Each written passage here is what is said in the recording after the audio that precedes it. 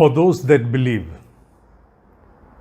exalted masters, after leaving the physical abode, this physical body,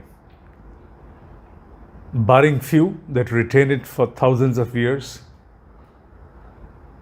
it has been understood well through the words of the great masters that there happens to be a place deep in Himalayas beyond Gangotri, Gomukh and Tapovan, which no one knows. There exists a parliament of the exalted ones. That is the word they use for that, the parliament of the exalted ones.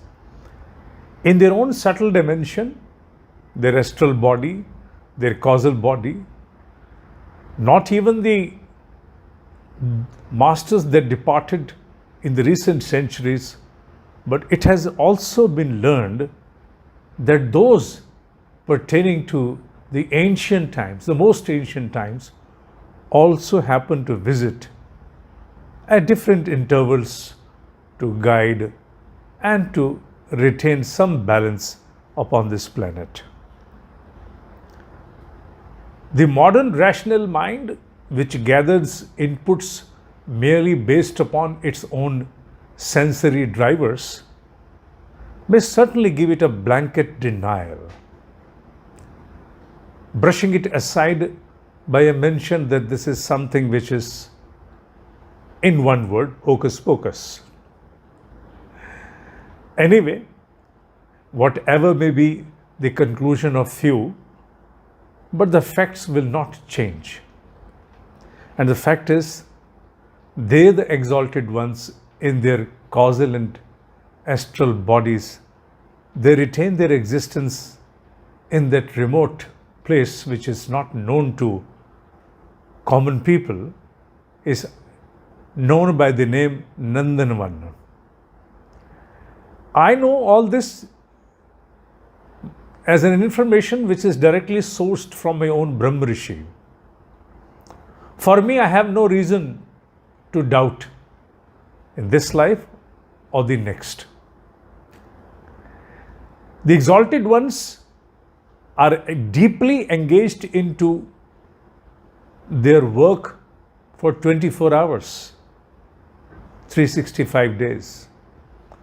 They are relinquished from the botheration of maintaining the physical body and its constraints, sleep, etc. Thereby, they are able to afford 100% time for the welfare of the mankind. Their primary job is to guide, inspire the seeking ones. Everyone? I don't think so. I believe they are available for those that have ignited and have now embarked upon the journey of their own inner growth. And the journey towards inner growth is a very arduous one, with countless pitfalls. It takes one millions and millions of failures before one is able to cross through the barriers that stall one's inner growth.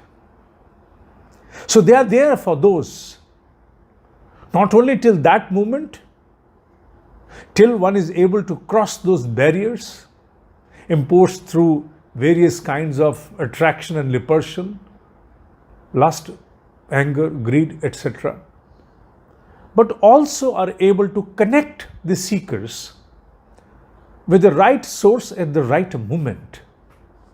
That is the most important job which the exalted ones are engaged into. They look after.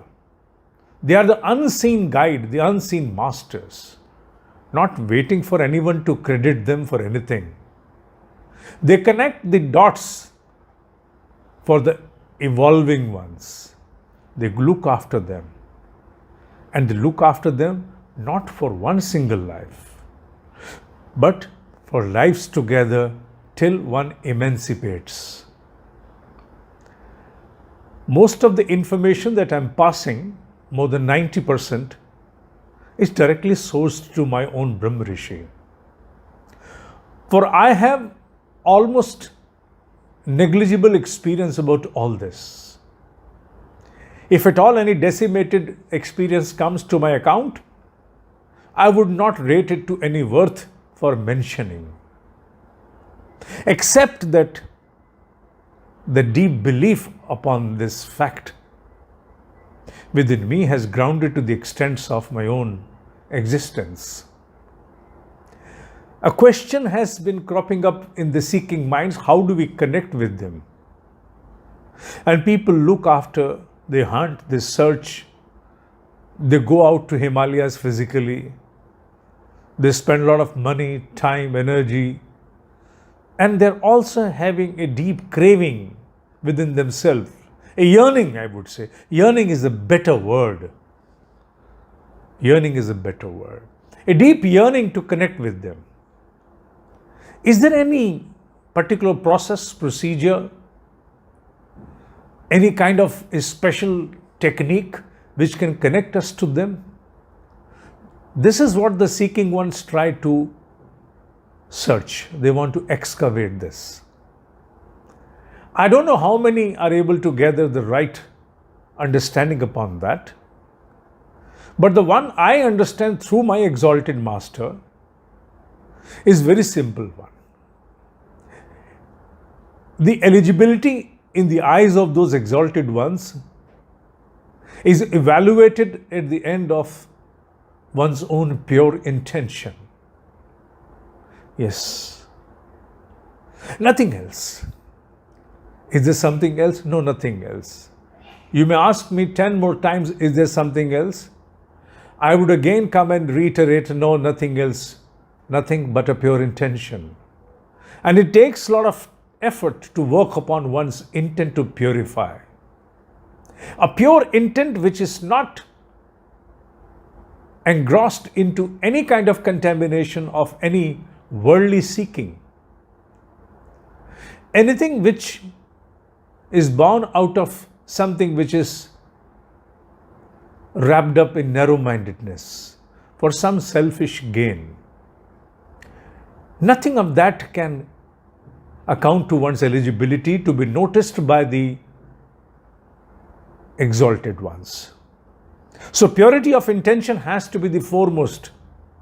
The actual effort is upon gathering that eligibility of a pure intent.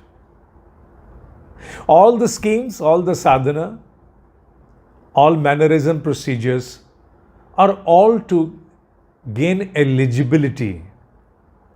The moment you gather eligibility of a pure intention as a seeking one, you are automatically noticed by them. Because they're always in searching. They're always in searching. Their search is on for 24 hours, 365 days. And the moment they spot any seeking ones rising to that level of becoming eligible, they grab. Why are you using this harsh word? Because nothing short of would suffice to convey the intensity of their handling the seeker. They would grab. They would grab the opportunity to connect with the seeker. And from the seeker shall be getting various informations through various sources that he or she may attribute to as an incidentally. Incidentally, I came across some message. Incidentally, I came across a video on YouTube, a video on Facebook. Incidentally, someone told me. Incidentally, I read it in some magazine. Incidentally, I happened to pass through. Incidentally, I had visited some other place and I noticed this. All this referred as incident or accident or whatever it may be. But they're all pre-arranged mannerisms through which they grab the seeker to connect.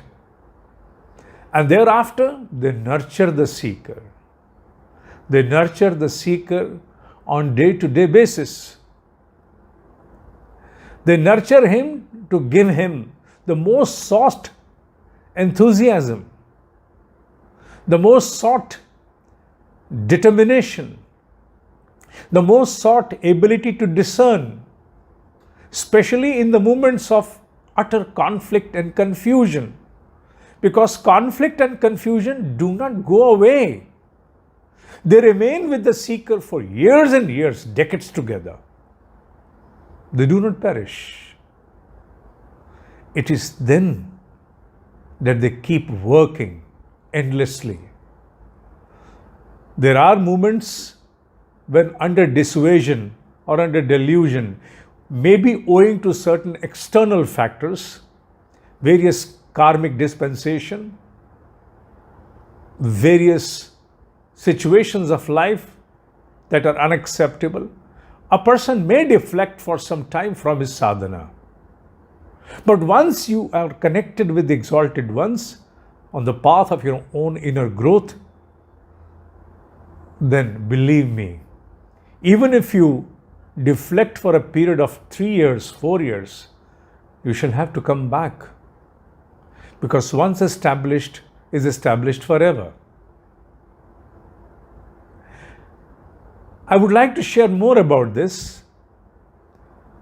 Certainly, a bit which may be of less worth of mentioning from my direct experience, but I shall certainly do so, but more from the mentioning of my great master.